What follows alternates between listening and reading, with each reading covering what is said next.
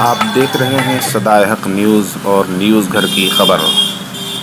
हम पेश कर रहे हैं 14-15 फरवरी 2020 छत्तरगाछ न्यूज़।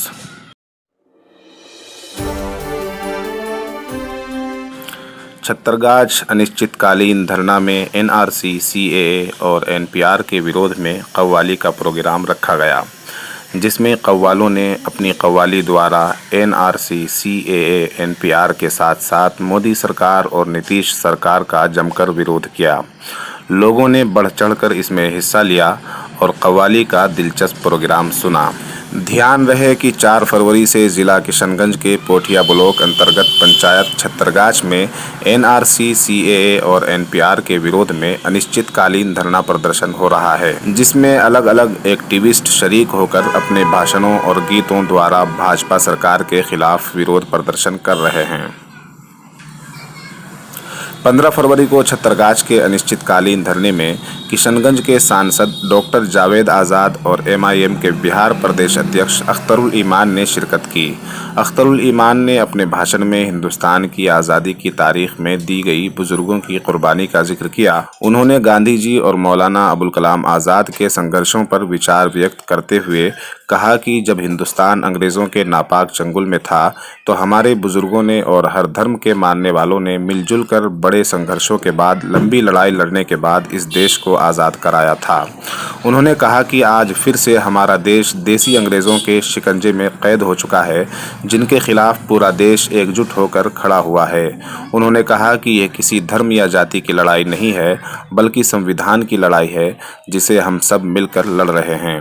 डॉक्टर जावेद आज़ाद ने अपने भाषण में कहा कि हमें शांतिपूर्ण तरीके से अपने हक की लड़ाई लड़ते रहना होगा और इस अंधी बहरी सरकार के खिलाफ आवाज़ उठाते रहना होगा।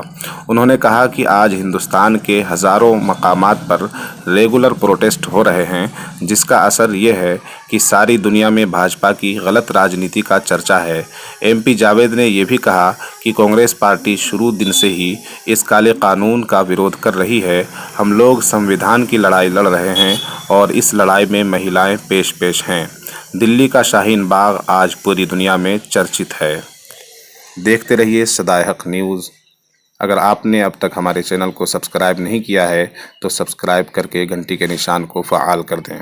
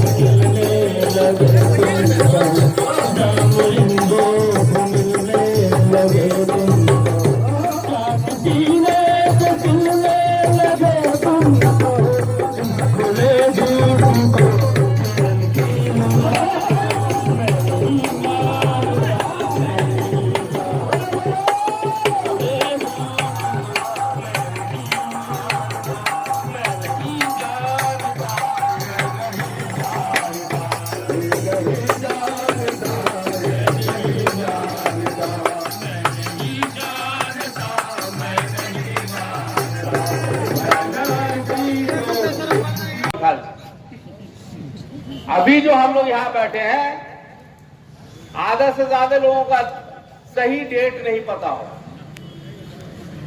तो बाप का और मां का कहां से कोई लाए।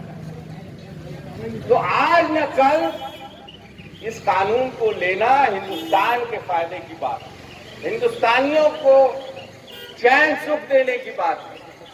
और वो क्यों कर रहे हैं ऐसा? वो इसलिए कर रहे हैं कि हर फील्ड में वो नाकाम हो गए। 2 करोड़ सालाना नौकरी, 5.5 साल हो गया, 11 करोड़ नौकरी होनी चाहिए थी। 11 करोड़ अगर नौकरी होती तो आधा से ज्यादा हमारा यहाँ जो नौजवान हम लोग का यहाँ बैठा हुआ है, कहीं ना कहीं कोई चपरासी होता है, कोई ऑफिसर में क्लर्क होता है, कोई अफसर होता है, कोई इंजीनियर। हमारे यहाँ भी छतरगाछ में इंजीनियर है, उन लोग को नौकरी होती, लेकिन लगभग किसी को नौकरी नहीं। और यही पूरे हिंदुस्तान का हाल है। 11 करोड़ नौकरी नया क्या देगा? ये सरकार लगभग 1.5 करोड़ नौकरियां कम कर दिया। आप गौर कीजिए, अभी दिल्ली में इलेक्शन हुआ, बहुत तरह की बातें चली, देश के गद्दारों को गोली मारो वगैरह वगैरह, कि हर बात में देशद्रोही, पाकिस्तान भेजो।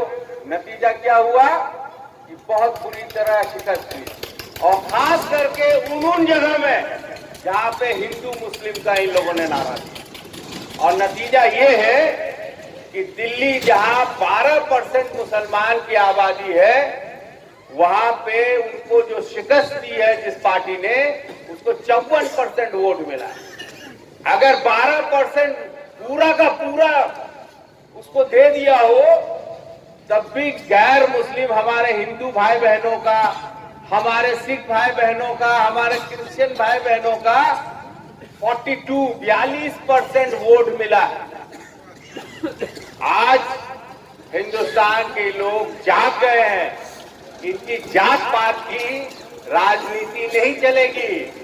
आपको याद दिलाना चाहता हूं, हमारे आदरणीय गृह मंत्री ने क्या कहा था कि वोट का बटन इतना जोर से टिपो कि शाहीन बाग में करंट लगे। तो लोगों ने इतना जोर से टिपा कि उनको जो है इलेक्ट्रिक शॉक लग गई। तो ये हिंदुस्तान है, और जितना जल्दी ये समझ जाए हिंदुस्तान की तहजीब को, हिंदुस्तान के लोगों के मिजाज को, उतना उनके लिए बेहतर होगा और हमारे भी लिए बेहतर होगा। आखिर में मैं सिर्फ आपके यहाँ आपको सलाम करने आया हूं, और जो आप कर रहे हैं, जो पीसफुली आप लोग कर रहे हैं, उसका मैं समर्थन करता हूं। कल दिल्ली से आने वक्त ठाकुरगंज में लंगड़ा डूबा में कुछ हादसा हो गया था, वहां गया। उसके बाद पवा खाली में इसी तरह का इंतजाम था, वहां जाने का मौका मिला। उसके बाद भोलमारा में तिनकुनिया एक जगह है, वहां जाने का मौका मिला। आज मैं आपके बीच आया हूं, दिन भर दूसरे प्रोग्राम में था, और यहाँ के बाद फिर बेलुआ और सालकी जाऊंगा इंशाल्लाह। और इसी तरह अभी 10 दिन हूं, मैं शाम को अलग अलग जाके लोगों के बीच में अपना सलाम करूंगा। और इसी मौके पे मैं इसी बहाने आप लोग को कहना चाहता हूं, अगर किसी को मुझसे काम हो तो मेहरबानी करके सुबह 10 और 9:30 और 10 साढ़े 10 के बीच में आइए, ताकि उस बीच में, और लिखित लाइए ताकि काम करने में आसानी हो। और आखिर में मैं अपनी बच्चियों को, बहनों को सलाम करता हूं। इंशाल्लाह आप लोग सड़क पे आ गई हैं, आप लोग मैदान में आ गई हैं, तो कामयाबी हमें जरूर मिलेगी, और आपको वजह से जल्दी मिलेगी। बहुत बहुत शुक्रिया। जय हिंद, खुदा हाफिज।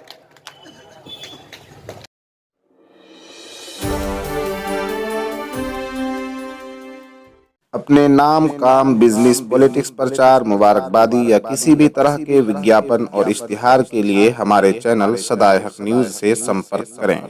70 17 61 31 90 7017613190।